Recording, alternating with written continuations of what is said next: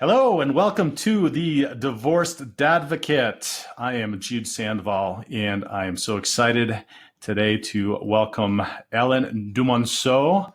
He is pretty much got it. My American French accent. I spent so much time up in Canada. I'm always jealous of hearing those very cool and very, masculine and romantic sounding French accent. I was always very, very jealous. But hey, uh, Alan is the founder of the awakenedman.net and the Band of Brothers. Alan, thanks for being here today. I sincerely appreciate it. Thank you so much for having me on today, and I'm really looking forward to our conversation. Yeah, can you share with us just a little bit about how you got started working with men and Band of Brothers and your website, and maybe also share a little bit about your story as well? Yeah, absolutely. So my story, I'll take us back a little bit. My story goes back about 20 years ago when I first was divorced. I was married to my high school sweetheart, and at the time we had lived half of our lives were together, like literally 15, 16-year-old, two crazy kids in small town Saskatchewan got together and went out to make life on our own.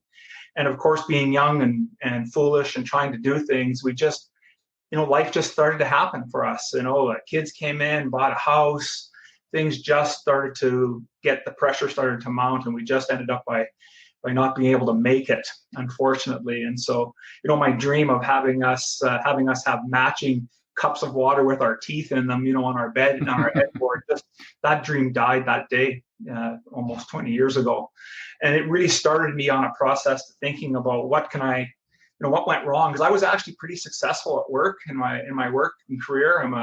I was an Olympic chef at one point and competed in the culinary Olympics, but my home life and my personal life as a man just really sucked. And so now fast forward to another 15 years ahead, and I did get an opportunity to get remarried and have happily married today, I can say. However, we've also had challenges in our marriage, and once again, some other challenges, things like infidelity, financial challenges, things started to come up in our marriage. And I really felt at this time that I needed somewhere to go. And throughout these 15 years of work, I started to look at where could I find the help that I needed. And really, there's nowhere around for men's groups. Yeah. I am in Canada, as we mentioned earlier. There are no men's groups where I am. And it's really hard to be in a room, go to take a self-help class, whatever you want to call them, and be in a room and you're the only guy there. And it's really hard to share. And so I decided that it was time that I needed to do something about that. And so that came up with the Awakened Man, and the Band of Brothers is my men's circle. And we meet on a weekly basis to talk about men's issues. And we talk about what's really important about things going on in our lives, and I help men grow and find their life purpose. Because most of the guys that come to me are at that tipping point in life. Something's happening, and they're looking for a change, and they're looking for that purpose again. And so we spend a lot of time working on that, and then working on also their anything else that's going on for themselves. So that's kind of a little bit of a synopsis of what my career was like. Great. How long have you been remarried? So I've been remarried about 15 years now. 15? Okay. Yeah, give or take 15 years. I've been together almost 20, so almost 20 years together. Yeah, and how many kids do you have? I had two kids with my first marriage. Two boys are 28 and 25. Okay. They're when I look back at my life, if I had a do-over, there was one do-over in my life, I would suggest to divorced dads out there is that while the pain is so hard for us that we're going through with it, especially if you're in a situation as I just described, where most of the time for us guys, I believe that we fall in love hard, and we fall out of love hard. Yeah. So definitely. When that marriage and that relationship breaks, it's easy for us to go into a shell, and that's what happened to me. And so I wasn't a conscious participating father for the first 10 years of my boys' lives growing up. And so that was really difficult for them because they hardly saw me. And when they did see me, I wasn't in a great headspace, even though I was doing lots of personal work. Right. Right. So that leads us into your pillars and the personal work that you've done and the stuff that you've created here. I love the 5 pillars that you talk about and you profess. And I'd like for us to chat with those. You call them the 5 pillars of man, and the first one being living a purposeful life. Tell us a little bit about that first one, or actually, if you can tell us a little bit about the 5 pillars of man, and then maybe jump into that first one and tell us a little bit about that. Absolutely.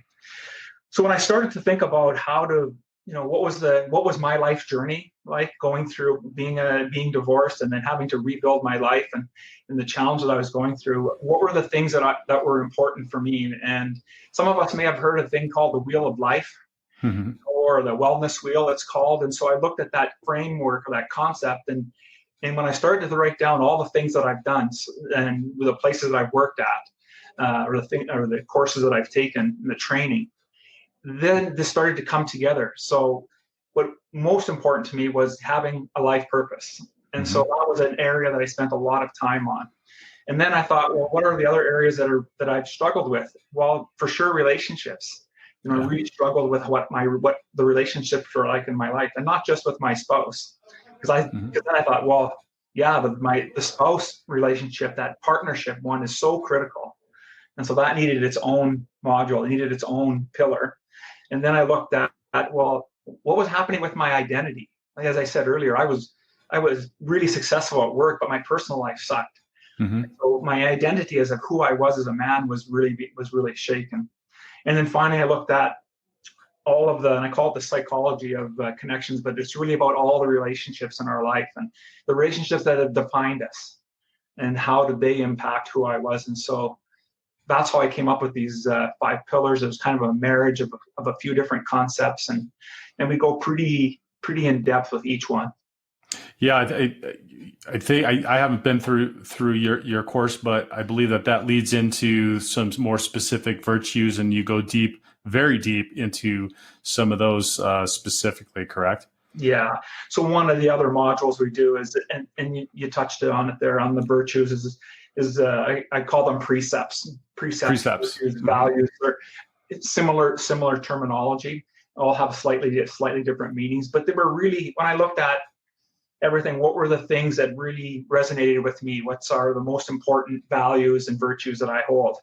And so I had this list of probably half a dozen, and then when I really I actually took a course on core values and really honed in on what did it mean, and was able to really round out a couple of missing pieces. And so we have the 10 core values, and really the big one with being brotherhood and helping, really encompassing everything else and bringing men together to be able to share and learn and grow. Right. So tell us a little bit about live a purposeful life, because I think this one is fantastic and very, very pertinent to particular young men in society today. I think that it feels like that there's not a lot of discussion around this. I know there's been times in my life where I felt like I was wandering, and looking back at those times, I can identify the fact that it was because I hadn't clearly defined. I wasn't intentional in living my life and living purposefully.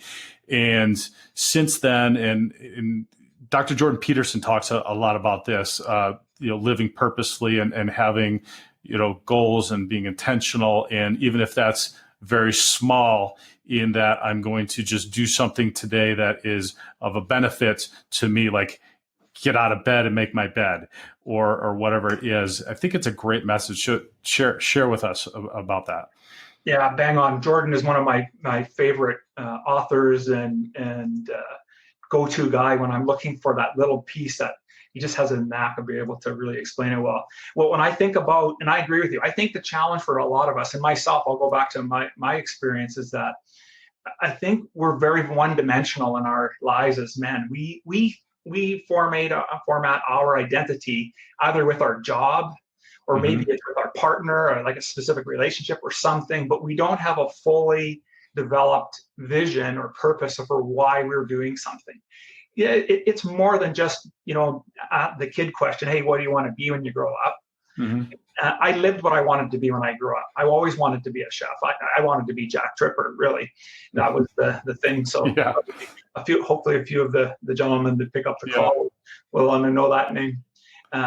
But the challenge is that it's so one-dimensional. And so what ends up by happening is, for a lot of us, is we see our life purpose as something that's external.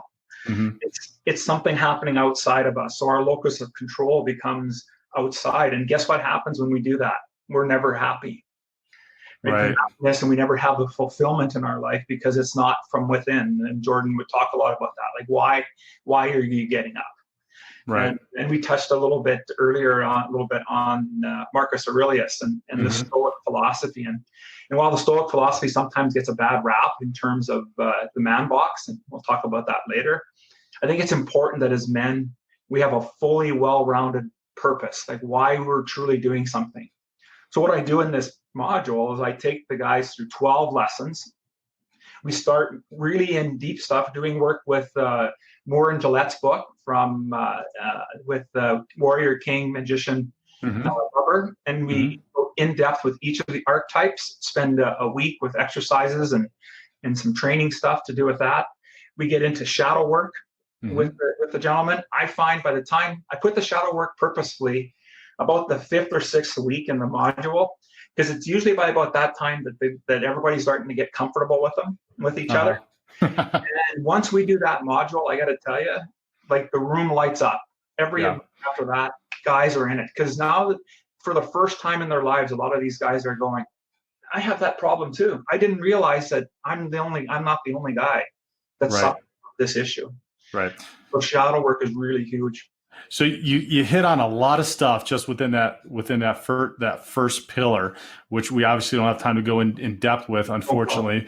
But tell us a little bit about what that would look like, and maybe an example from your life of the external, where you were before, and how that's changed now to more of an internal or more of well-rounded, as you described it. Yeah. Before, my life purpose was about achievement. Mm-hmm. Everything was about, okay, if I get the gold medal, if I get I work at the best private club in the city. If I work everything was external. That my marriage looked good to everybody else. Mm-hmm. That everything was proper. And what happens now is my purpose is about, is it good for Alan? Does this serve me to do this today? And if it does serve me, then great, let's do it. And if it doesn't, although I'm, because of course we all work for a living, there are things that we need to do. How can I have this fit within what's important to me? So we talk about that about values and beliefs, and making sure that we're staying true to ourselves when in whatever environment we're at, and that we're not acquiescing to something that's external, and that we can still stand in our truth and be able to be in that space and be solid and feel like we've done the right thing. Yes.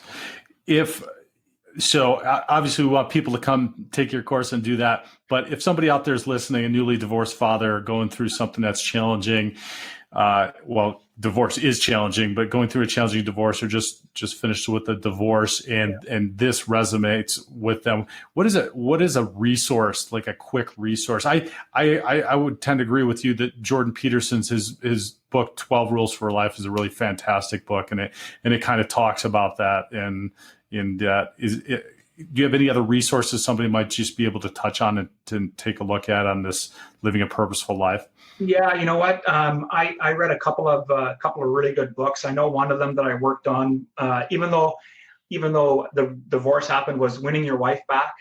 Okay. Was really impactful for me because it forced me to look at what my actions were in the relationship. So that was really good. Another great book that I felt was really important to help me understand a little bit more was a book called The Good Fight.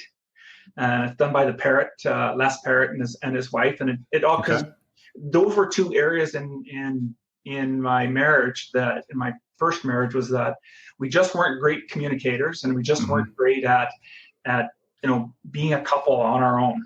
And so those two really helped me understand, well, what is she trying to do, and how can I be in a better position to support? So I found those two were really critical, and it's been a while since I picked them up, but there are definitely pieces that are in the marriage module. Awesome. I will link those in the show notes below so that people can take a look at those. So let's hit number 2 of the 5 pillars of man. That is the man box, creating a new identity. And this is a huge topic that I get a lot of talk about because you mentioned it earlier. Men get hit hard. It's a fallacy that men don't get hit hard when they go through a divorce. It is a soul searching time for us men. Not that it is any less for women, but it is a soul searching time. And oftentimes that is doing the work towards understanding who you are now, who you were, may not have been, should have been, whatever that may be. And so tell us about the man box. Yeah, so the man box idea, I really started to come across this with researching Terry Porter's work. Okay. in the U.S. They're working with inner city kids, and the man box is really his term. And what I wanted to do was take it broader than that and look at the entire identity that we have as men. And so again, I have about another 10 or 12 lessons and modules within that one, and we touch on everything from what is our masculine identity. Like, what is it for a lot of us? When the first time that you meet somebody, what do you ask them? For me, normally it's, so what do you do for a living? Right. A lot of us guys our identity is tied with our work, right? Mm-hmm. So we talk about what does it mean to be a really man today? Is it still the Clint Eastwood? Is it more than Nelson Mandela? Is it Pharrell Williams? Who is it? Right? You pick it.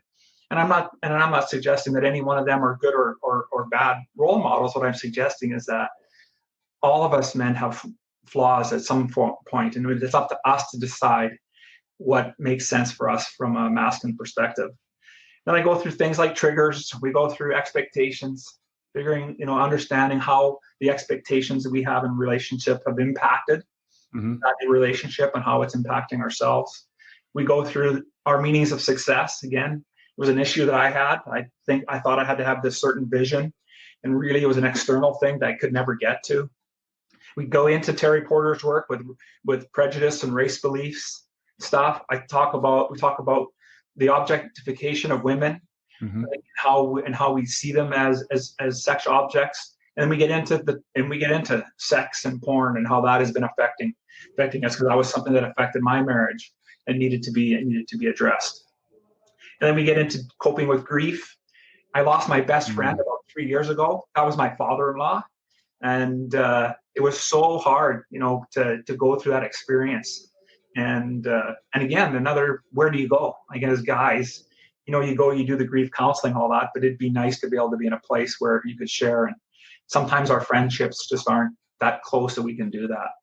And then I touch into fatherhood and manhood ultimately.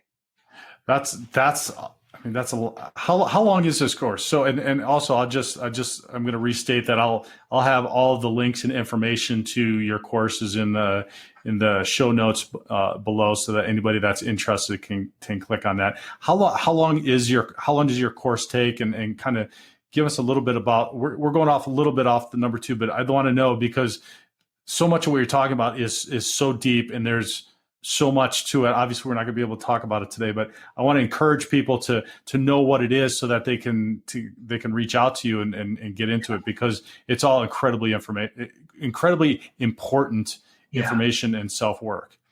So each module is about 10 to 12 lessons or courses. Each one is designed to be 1 week. And so I provide information for everyone to review. Maybe there's a little video sometimes. Every week I try to make sure that there's an exercise for them to practice, to really hone in and understand the training that we're doing. And then that forms part of the men's circle, the meeting. Okay. And so everyone comes in, and everybody knows this week is the meaning of success. So we're all on the same page, those that are depending on the timing and when and how it's set up.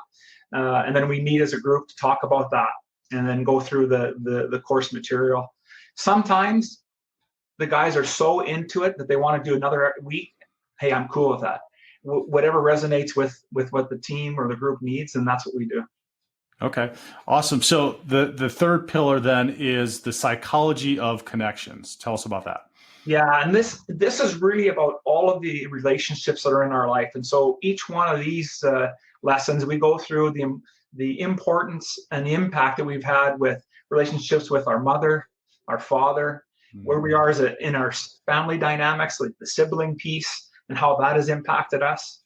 We go into what our authority figures. I know for me, I was challenged with authority figure. My father, bless him, he passed away this past year as well.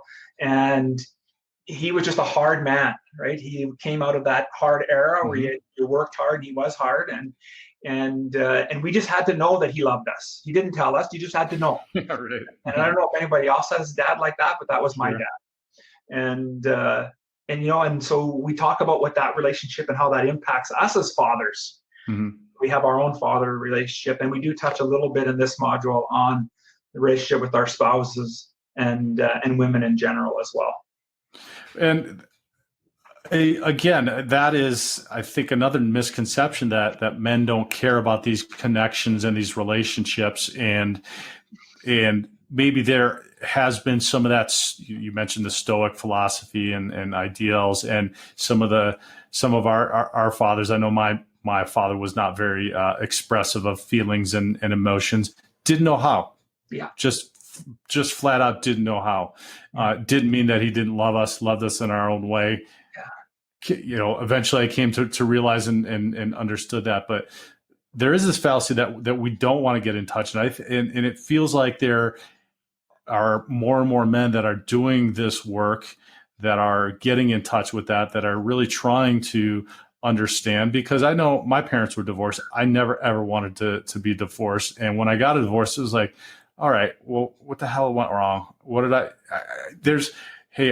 I'm equally, I'm a partner in this. So it was as much of my responsibility as messed up as my ex was. So, what could I learn about that? And the connection piece and having better relationships is a big one. Absolutely. And because it's so subconscious, we don't understand the little pieces of the things that are going on. And because my dad was a hard man, that really impacted my relationship with authority figures, how I responded. And so when we start doing this personal work, the dots start to get connected, right? We start to go, oh, so this happened, and then now this showing up, and pretty soon, right? Or you peel away the layers of the onion, like, oh, okay, right. Right, and so it gives us some clarity, and ultimately that's the goal, is to give men the clarity to make better decisions and make better, and live a more fulfilling life. Right. Okay, so the fourth one then is the precepts, which we touched on briefly earlier, the guideposts for living a purposeful life. And I love Marcus Aurelius's writings around some of the Stoic philosophy. And are the precepts somewhat steeped in some Stoic philosophy or some of the virtues and stuff like that, or is it? Yeah, it's a little bit. I really took a broader swath, although it does resonate. I think my whole program is very Stoic. Okay. Really the Stoic philosophy is about internalizing things. Right. Not necessarily thinking about the worst and preparing for the worst or preparing for your death, right? As Marcus would talk about. Mm-hmm. But it is about having that grounded so that you are ready to handle whatever life brings you. And so I would suggest that a lot of it is woven through everything. What are the precepts that you discuss in this section? Absolutely. So we touch on brotherhood, servant leadership, authenticity, wisdom, love, vulnerability. Now I call it spirit because part of the one I wanted to make sure was very inclusive. Spirit, fearlessness, grit, and strength.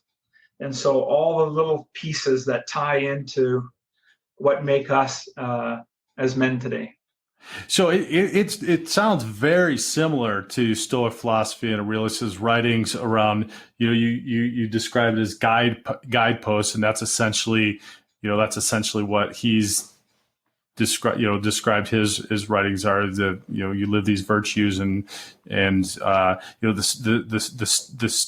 they called it stoicism, but the stoicism gets a bad name, especially with men. It's like it's supposed to be like you're stoic and you're not feeling or anything, and that's absolutely mischaracterized around that. So talk a little bit about that for those that that might feel like, oh, the stoicism or these precepts are based in stoicism, and this isn't real.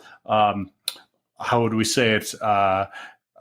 Real genuine masculinity. That it's a philosophy that's outdated. Yeah.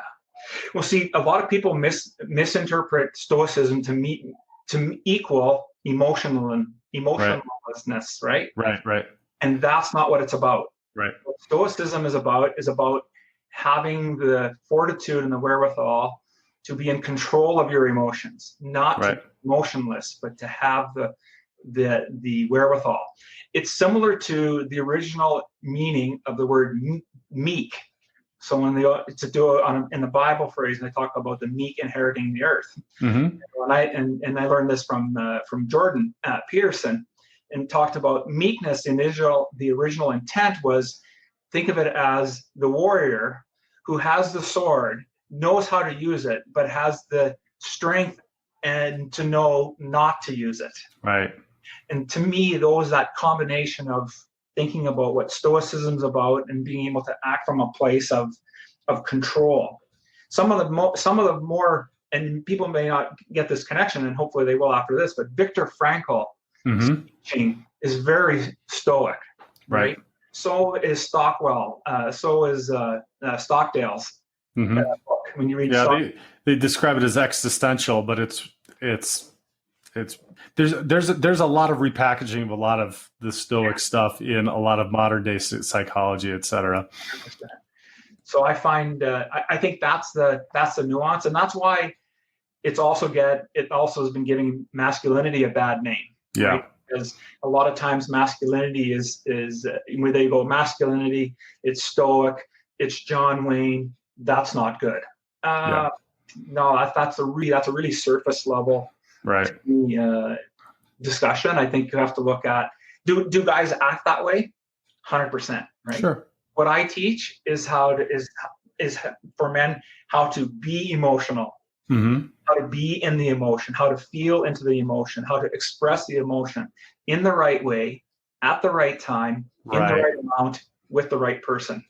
That's a great point. That's a really great point, because like I described my father, I didn't learn. I didn't know. It was something that I had to learn. I had to learn how, first, like you said, get in touch with it, let it come up, figure it out, and then how to appropriately go forward with that emotion. That then it turns into a feeling, how you feel about something, and then what you do with that. So yeah, that's huge, and that would be a really big one for men divorcing right now, or men that might be listening right now that are going through divorces, because that has there's just all kinds of emotions going on, from the loss of the marriage to the kids, to the loss of, you described the loss of your ideal life with your, growing old. It said there's so much going on, and knowing and understanding how to let that happen and come up and then deal with it is huge, because I made the mistake of just trying to fill that void with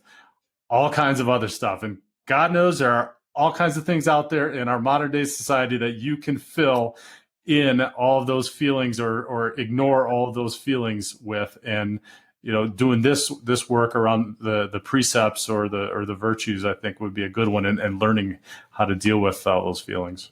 Absolutely. Cool. All right, last one. I'm really interested in hearing this, because I get oftentimes conversations around marriage and remarrying after divorce. It's divorce is challenging. Having a failed marriage the first time is heartbreaking and difficult. And some men will say, "Why would you ever want to do that again? It's not beneficial to you. It's already challenging. You've got kids, etc." So your fifth pillar of man is marriage success, creating a space for two. Tell us about that. Yeah. So this pillar is really about working on that primary relationship that most of us men will have in our lives, and it's going to be in marriage. And so what I did with this is I looked at all the parts of the failed marriage that I had, the challenges that I had in my current relationship, and what were those things, and how could they be improved upon. And so I call it the module starts out, and I call it the big three. And the big three are, if you're not in sync with your partner with sex, spirituality, and money, you're going to have a hard time in your relationship. Yeah. I'm not suggesting that you need to be on the same page and do exactly the same thing with all of them. What the module that I teach in this is about, do you understand where your partner's coming from? Mm-hmm. So if you're a spender and she's a saver, or he's the saver and you're the spender, then you're going to have a challenge with that. What's your life goal? What's the goal of the relationship? How can you work through that? Same thing from a spiritual standpoint. I'm not suggesting that everybody has to go to the same faith tradition, but do you have an understanding and respect for where your partner's coming from? Yeah. And do they have the same for you? And so we spend a lot of time on that. And then the final one is sex. And for men, our frequency urges, generally speaking, are going to be in a different pace than our partners. But how do we work through that, and how do we become more intimate? And so I talk about sex, but it's really about how do we become more intimate as men and have the experience that we're looking for that's fulfilling for both partners, not just for one of us. And then I get into boundaries in marriage, and that's another great book as well that I would suggest that people look at. And we talk about teach guys how to set healthy boundaries, how to set healthy boundaries together, so that both of you understand what it is to be in the relationship. And we get into then. Sorry, did you want to say something? No, well, I was just going to say. So it sounds like much of what you do in this this section could be applied even if you're not getting married, if you're in relationships, or if you're you're just dating. It would be a positive for you to be able to communicate effectively like that, because any relationship, whatever that may be, in whatever part of your life, it takes effort and takes knowing and understanding these things. Yeah, that's so true. You hit it right and hit the nail right on the head. While I call it marriage success, it's really relationship success. Sure. And because you could be in different forms of a relationship, right? And so you're bang on with that analysis, and it works for all of them. And then we got into holding space. Again, it's something to teach guys on how to be present, how to give feedback, so that people understand, learn. And we actually practice that throughout the group, throughout the men's circle. They get a chance to do that in a safer environment, and then they can practice it again at home. Then we get into, that's where the good fight comes in.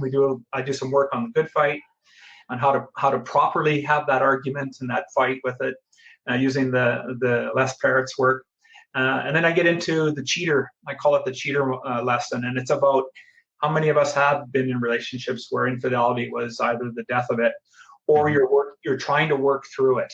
And so that really can be beneficial for folks. And the last one is on building trust.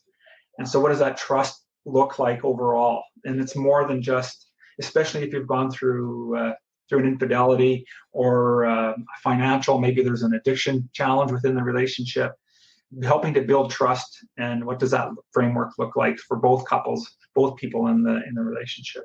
Right. Well, gentlemen, as you've heard, there is a whole bunch of good stuff in all five of those pillars. Ellen, I really appreciate all the work that you are doing for men. You mentioned it earlier, not having a lot of resources out there for men where you're at up in Saskatchewan. And I have found, and the reason I started this work here is that it's, for divorced fathers particularly, it's all over the place and it's difficult. So I just want to thank you and just tell you that I sincerely appreciate the work that you're doing, and would encourage any man that is going through a divorce, has been divorced, or is looking to date again. I love the fact that you've been married, remarried for 15 years, and that you're honest about the fact that it has been challenging, but you've put the effort in and the work to make it successful. It is, the MGTOW guys talk about only 30% of second marriages are successful, and why would you ever do it if the percentages are so low? But I am a firm believer in marriage, and I think that it's a foundational thing to our society, as well as a tool to assist our children in learning and growing and becoming adults, and that it's a positive. And in the studies and statistics show that it is a positive. So I commend you on that and appreciate that your focus is to those ends as well. So on that note, that was a big long diatribe, but I really wanted to sincerely thank you for that and just let you know how much I appreciate that. Where can we connect with you? Where can men connect with you and also get your course? Absolutely. So they can connect with me at my website through www.theawakenedman.net. They can click on what we do page. That'll get them into my weekly newsletter, and it also they'll get all the information. We're just taking a bit of a hiatus on the men's circle. I'm engineering it to suit now that we're in this online environment to make it even better for the guys. So they can do that. They can also follow me on Facebook at theawakenedman.net and on Instagram at theawakenedman2020 and get all the updates of that content. Awesome. We will have all that information in the show notes, and I encourage everybody to ask questions, leave comments for us. Please go like all of the pages in the Instagram and the social media, and share with everybody and anybody that you know, any man that you know, any divorced father that you know as well. My website is the divorcedadvocate.net, and the podcast is the same. So, Ellen Dumonceau, thank you so much. I appreciate you being here today. Thank you so much, Jude. You're doing great work, brother. Keep it up. Take care. Take care.